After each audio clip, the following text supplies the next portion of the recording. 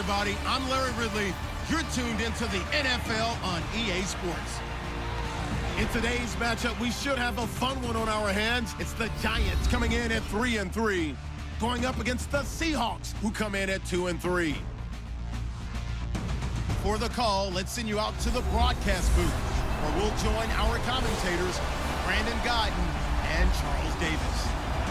Thank you, Larry. Coming to you from just off the New Jersey Turnpike in East Rutherford, we are just about set for football on EA Sports from MetLife Stadium.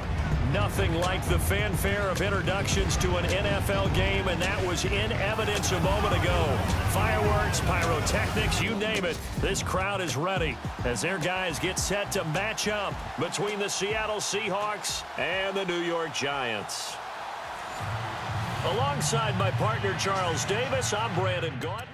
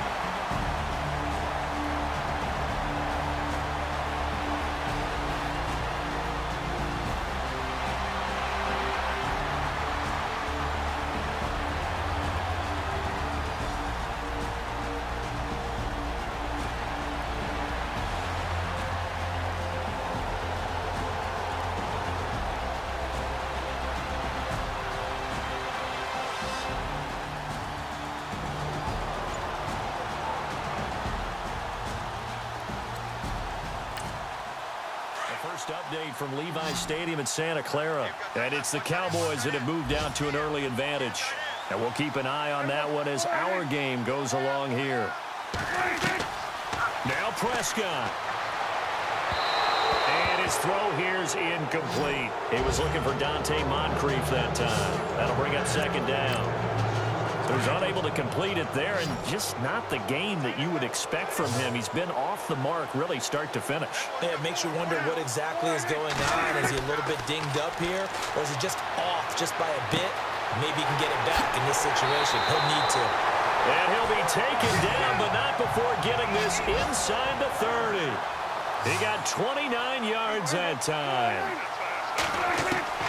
Here's Prescott. And he slings one that's incomplete. They were trying to get the connection with a former Buckeye, Braxton Miller. And that'll bring up second down. Let's face it, perfection is something we all chase, whether it's playing this game or whatever we do. Hard to attain, but that's what they were searching for as that pass goes incomplete. Here's McCaffrey. Oh, and now he bowls him over. And able to break one tackle, but then quickly brought down. But a nice little gain. It'll be a gain of 7, and they get it back to a 3rd and 3. Prescott to throw. And he finds a man. It's McCaffrey. And he picks up the first down yardage as he takes this one down to the 15. It's a 7-yard gain there, and it's good enough to move the chains.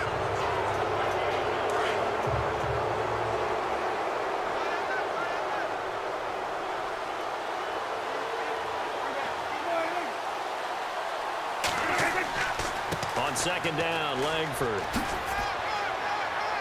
And he'll be taken down here at about the 11. Call it about a gain of 3, and they'll be looking at a 3rd and 7 coming up. Prescott urging his guys to go quickly. They need to get up and set.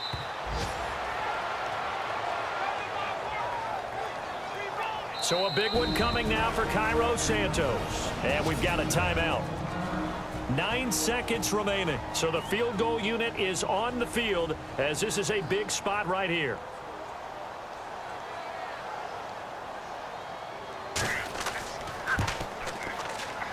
And his kick here is good. And they will tie this game here in the final seconds. So a money kick there in the final seconds. And now, barring any hijinks on the kickoff here, partner, I think you and I, we're going to settle in for a little overtime. And I wouldn't have it any other way. This has been a dogfight all through regulation. No reason to think it won't continue in the extra period.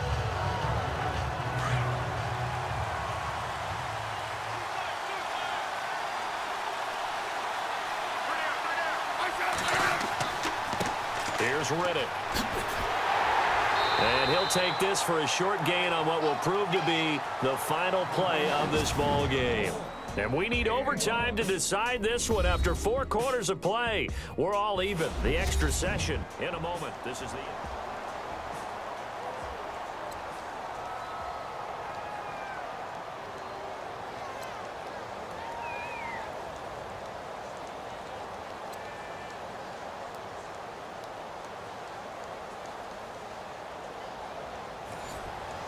So a tie ball game here as the kick's away. To return, this is Doug Baldwin.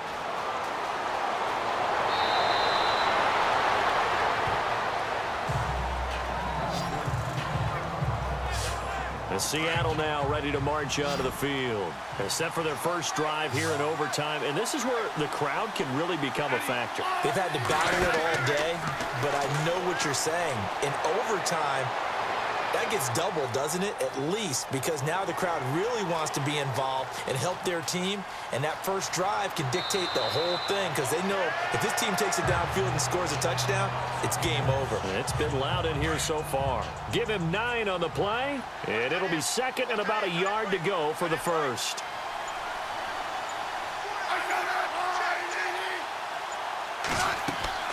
They'll run it now out of the gun. And he'll be brought down right at the 45-yard line. 2 yards on the pickup there, but it's enough to give him a new set of downs. 2nd and 1 and people want to run the football. This is where every back in the league is supposed to do exactly what we just saw there. Pick up the first down. Here's Smith. And he's going to go out of bounds at the 30-yard line. A really nice gain of 25 yards. Brandon, that's a huge completion there. It puts them in field goal range, but let's face it, they don't want 3 here. They want 6. With these overtime rules, a touchdown finishes it off. Yeah, looking to win it right away. Good to know, though, that they have 3 in their back pocket if they need it.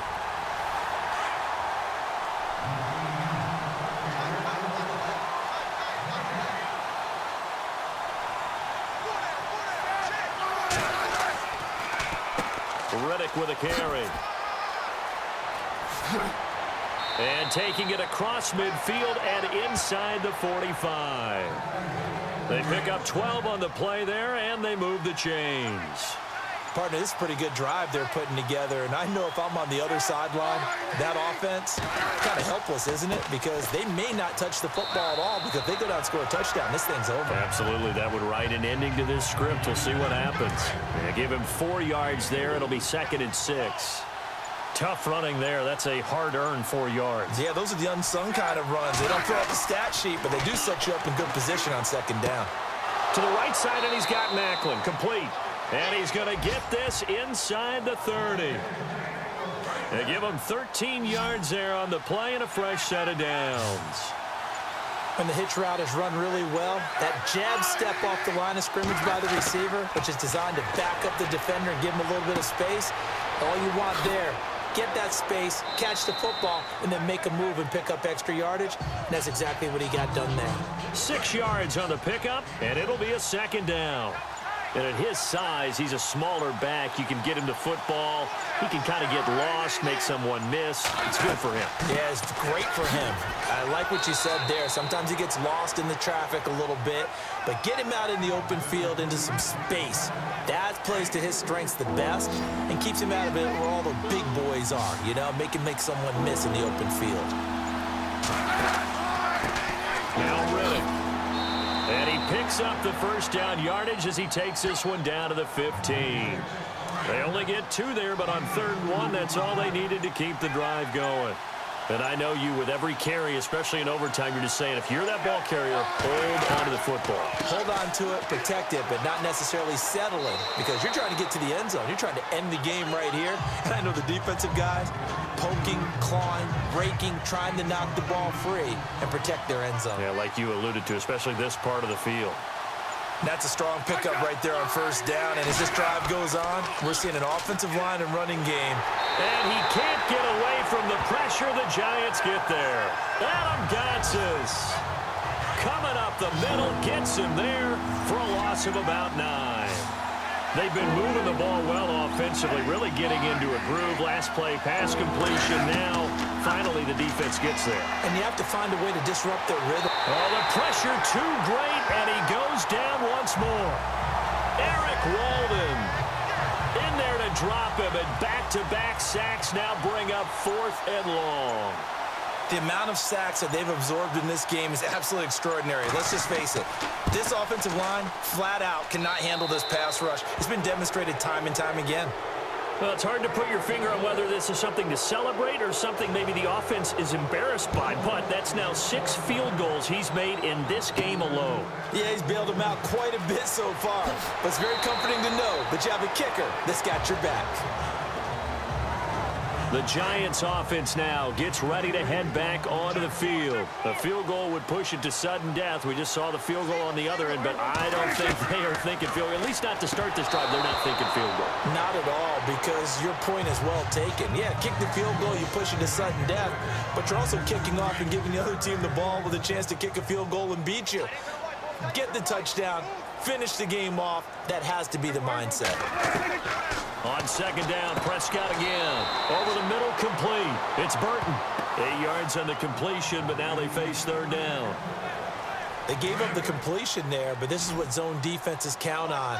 Catching the ball and not much run after the catch.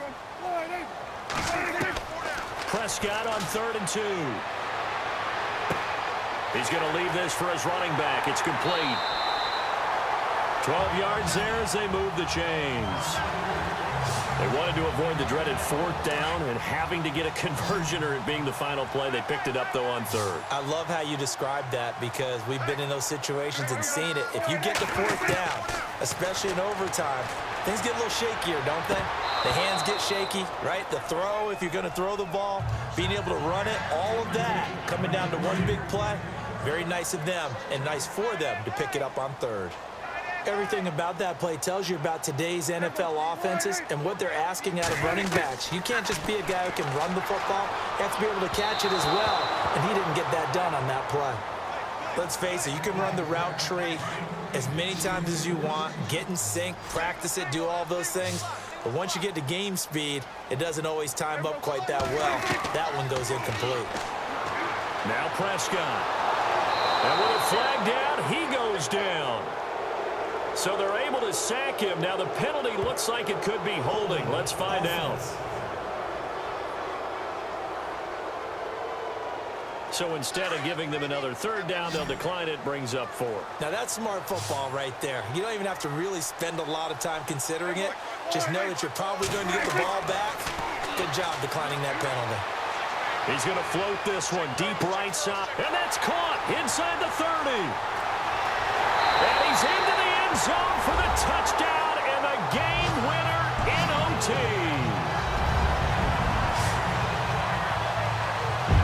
Partner, a great game that we got to see and making it extra special. Not only did I get 4 quarters with you in this one, I got some overtime, a little whipped cream on top. Look at you, trying to make this whole thing palatable. I just want you to pay for my meal later. You really just wanted 4 quarters, what you wanted. But how much fun was that? We had that type of a game where we got us to overtime, and then we get the dramatic ending to finish things off as well. What a game. So for the Giants, they move back over 500 now at 4-3. And they'll be able to enjoy this one through the bye week before they get back at it again. Meanwhile, for the Seahawks, they can't quite seem to turn things around as they fall into 2-4 now on the year. And they'll be at home next week for a date with the Houston Texans. So for Charles Davis and our entire crew, I'm Brandon Gaud. Next game, guess what? Charles and I will be here again. It's the NFL on EA Sports.